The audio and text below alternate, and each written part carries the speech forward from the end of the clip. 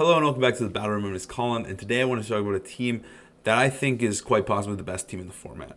Some players are even calling it the Zerndon of 2022. So do with that information what you will, but I want to break this team down and talk about it because I think it's pretty important to know about this team and to know its strengths, why it's good, and maybe potentially how to counter it going forward into this format. So let's take a look at the six first of all. So originally this team was built by Rinya, a Japanese player, but there was a couple differences. It started out with Iron Ball Grimmsnarl, but that got changed to double screens. It also started with a Lumberry Charizard, which is now Charity, I would say, or Life Orb. But overall, everything else is pretty similar, if not the same. So the version you're looking at on your screen is Chongjun's version. Chongjun is a Chinese player who lives in America and competed in the Salt Lake City Regional and won. So this is the champions team. Their code still works. I'll link their Twitter down below. Super deserved follow. This dude is actually insane. Also, thinking about following, please subscribe. I am getting close to 1,000 subs, and I would really appreciate if we could get there. But yeah, also it helps out a lot. But anyways, back to the team. Chongjun piloted this version to first place at the regional, and I think Chongjun's version is the version I like the most, and the version I've been using on ladder. To great success. I really like this team. I was using this team before the regional. I was using more of the Rinya version. I was using Trick Iron Ball, which I thought was pretty fun. Pretty memey, but it also felt really, really strong. And my friend Raghav and I were talking about the team a little bit. Raghav changed to screens. I thought screens was better, and then we saw screens show up at the regional. So yeah, overall, I think this team is really strong. But let's talk about why it's so strong. So first off, let's talk about the restricted duo. Groudon and Zacian. Groudon and Zacian now, I wouldn't say Groudon is a top tier restricted at all. I think that Zacian is absolutely insane, but I'd say Groudon's strengths mainly come from its ability to fight Kyogre and to power up its teammates. Groudon very rarely is the star of the show, but I do think on this team it does tend to take that role. Before this team came out, I was talking to Raghav and we were discussing Zacian Groudon a little bit, and the main issue was trying to find and make Groudon useful. It felt like Groudon was dead weight and costing us battles because it just wasn't as useful as something like Kyogre, even Yveltal, stuff of that nature, which is commonly paired with Zacian. But this team, I think, finally found a way to make Groudon extremely useful. I think Groudon is your main max. I think Groudon is most of the time. I max Groudon more than I max Charizard, but Charizard is also a fantastic max. But it's actually a really strong max, dude, the Assault Vest. The Assault Vest item actually allows you to contest Kyogre, because normally if you max Groudon against Kyogre, you end up getting into an awful position where they come back in, they set up the rain, and then they water spout you, and you die. But the Assault Vest allows you, with some max Quake boosts, to actually live water spout and contest the Kyogre even in the rain, which I think is really huge, especially in those matchups. You're still slow, so you're usually setting up Sun before Kyogre anyways, and then if Kyogre switches out and comes back in, you're actually just chilling, because you got 2 max Quake boosts and a Vest, so you don't actually take too much damage. Another great part about Groudon is its ability to attack Zacian. I think Zacian is the best Pokemon in the format. Crazy thoughts there. And if you don't think Zacian's the best, you probably think Incineroar is the best, who Groudon does very well against as well. Groudon is performing well against those 2 common Pokemon. It does well against enemy Zacians, and it does well against Kyogre due to the fact that you're setting up the Sun. So I think overall, the reason this team started to rise to power was the ability of Groudon being useful. The next Pokemon on the team is Charizard. So when it comes to Sun has went through a lot of iterations and changed a lot. And I think Venusaur was a lot of people's first response to Series 12. We saw a lot of Venusaur at first, and we didn't see it performing very well. It was actually just slotted onto a lot of teams as a grass type, but those times have changed. Now it is the age of Charizard. Early on, I saw Jones perform really, really well with Charizard, and Charizard seemed to be the future of Sun, and here it is in full force. This version is running Charity Berry. Charity allows you to actually play the mirror better. Charity is mainly just for the mirror.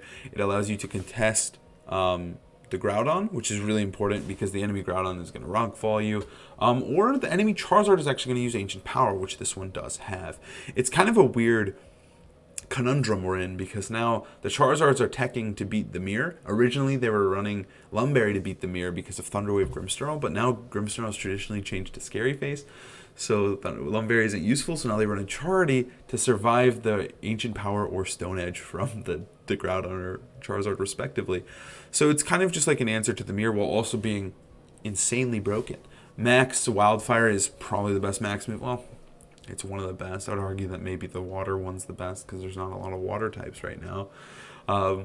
But I think, most teams have instances a little bit worse than the others, but that doesn't really matter. You have the best wildfire, you have Airstream, which is just extremely broken, and then you have an answer to the enemy's arts. It's just a really, really potent combination of those three Pokemon that just makes it really, really good.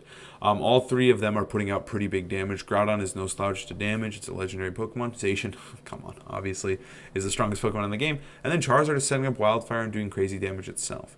Now, Incineroar makes a ton of sense. It benefits a lot from the sun. Its moves are powered up, but more importantly, it also is protected from Kyogre and can help with Zacian. Because at this point, Zacian is still annoying, and Zacian's the best Pokemon in the game. So you might as well bring Incin, who's matches up pretty positively against Incin. It also just benefits and helps everybody all around. Fake Out's great. Parting Shot's great. This team runs Darkest Lariat. Some people run Taunt. It's completely up to you. Shucker Berry seems to be the more optimal choice currently at the moment with Incineroar because it allows you to take hits, specifically from Groudon and or Landorus, which normally can sometimes give this team problems. And then you can Parting Shot out, weaken those maxes, and go about your day. I think Incin's incredibly powerful right now, as is expected. But I think specifically on this team, it does really do well as well. Next up is Gastron. I think Double Ground is actually really, really disgustingly good. They don't share too many weaknesses, so they end up having pretty good natural synergy. Max Quake spam onto Gastron can be extremely useful, and I'd see Gastron as more of the defensive pivot. I find that one of the big issues with Sun is when you have Groudon in, you don't have anything to switch into sometimes against Kyogre. It's really hard to find anything. Even Rillaboom, Ferrothorn, Amoonguss, they still take half from Water Spout. But Gastron with that Storm Dream ability takes 0 damage and powers itself up. So even if they know the Gastron's coming and they say Ice Beam, it's still a great safe switch in.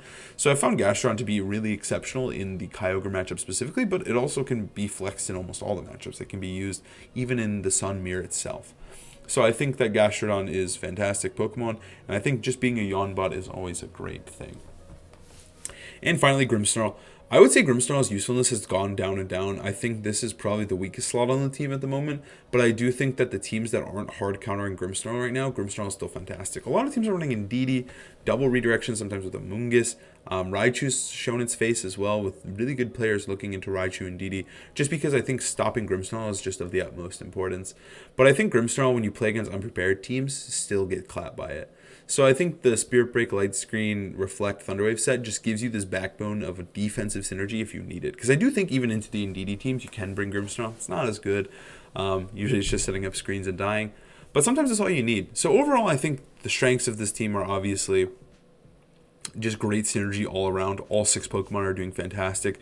You can lead basically anything. I really can't think of a lead on this team that would be bad outside of maybe Incineroar or Grimmsnarl, but even then you could just Parting Shot out turn 1 and it's not that bad. But I think the synergy between the Mons is incredible. I think it's very anti-meta because I think going before this event and before Sun started dominating, I think that a lot of players used Kyogre to combat the meta and the format, but now Groudon is able to reverse that, and now Groudon can help its partners and friends and even itself beat Kyogre, which is super important. The team itself, I would argue, doesn't really have any bad matchups. The restricteds, usually you can find a way to beat almost all of them. I would say that one of the worst things for this team right now is Weezing plus Kyogre. But even in the replays I've viewed, it's really not actually like an auto win. You still have to play well, and it forces a lot of 50-50s that doesn't even favor the Weezing team half the time. So I think that this team going forward is still incredibly strong. I don't want to say it's the Zerndon or like this crazy broken team that can't be beat, but I think for the most part, its neutral matchups are insane. Like, there's not much you can do to hard counter it, and I think going out of your way to hard counter it isn't really worth it. I would say the most important thing to beating this team is to just make sure you're playing well and to have a game plan to what to do. I think this team can be flowcharted relatively effectively. That's not saying obviously great players can't pilot their way out of it, but I do think you can figure out ways to give yourself a somewhat favored matchup. If it's not 100%, it'll never be 100%. This team is actually just too frustrating to make like into an auto win. But I think that's okay, and I think the strengths of this team are in its flexibility and durability as a team. It's hard to take down Pokemon here. It has so many tools for the player to abuse and use, and I think of it kind of as an easel that you're able to paint your matchup however you want, and it's really up to the player to perform well. So I think this team is really rather interesting because most teams that do super well are usually just kind of broken in that format, in that specific point in the meta. They're just really, really strong, and then they kind of fall off and get a little weaker once people can actively prepare for them. But this one won 2 regionals in a row, and it doesn't show signs of stopping. And it feels like it's kind of at the point where it's not about actively stopping it and more about just playing well into it. And I think a lot of players are really interested in this team. Huge players such as Eric Rios, who won the regional with it the first time. Chongjun won the regional in NA. And then JoeX9 even did get top 4 with this team. And Joe's been very outspoken about the team that he does believe that it really doesn't have counters and it's just more about beating the player, which sometimes isn't really... it can be really daunting if you're playing a really, really good player. And if it comes down to beating the player, then I think a lot of players would take interest in that team because it does allow you to be in control. And it's less about like, oh no, I pulled a bad matchup. I ought to lose to Kiram. I played Kiram. Darn, I lost, right? And this team is more about, hey, I have everything I need and I just need to play as best I can. So to me, this team is really tempting. And even as a player, like normally I build teams and focus on, like kind of, I never like using the standard. I like to be a little bit more off the beaten path a little bit because I don't like to get caught up in random people's counters when it comes to going to tournaments. But this team is tempting, I'm not going to lie. It gives you a lot of ways to outplay your opponents, and it's just so many good tools. I've been spamming it on ladder, and I've really, really liked this team. So I don't know. I think it's an interesting one to talk about because I think there's very few teams that a lot of people think of and feel that way that they do about this one. I think a lot of the times they say, oh, it's just a fad, and they figure out how to beat it, and it falls off, and it becomes irrelevant, and then they have to like revamp it up, and they have to change like 3-4 mons to get it back up to the level it was. But I don't know. Maybe everyone's lazy, or maybe this team is actually as broken as it seems to be. But I think if you're playing in tournaments, or if you're just playing on the ladder, this is a fantastic one to consider, or to know how to play against. So I'd recommend practicing a few games with it and seeing its strengths and seeing it in action. Again, this is Chongjun's version. They did win the regional with it. And there's obviously other versions that you can make. Oftentimes, you'll see Scary Face replace Thunderwave. I think that's normally...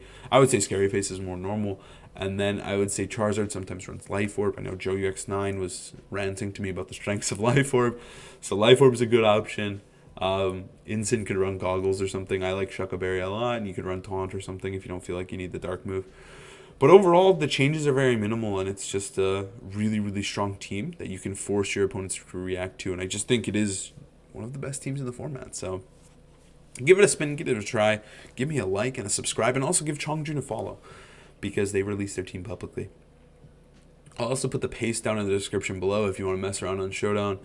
But yeah, thank you guys so much for watching. I just think this team is extremely important to talk about, and I thought I'd do a little breakdown for you just because this team is truly the best team in the game right now. Have a great and amazing day. I'll see you guys next time.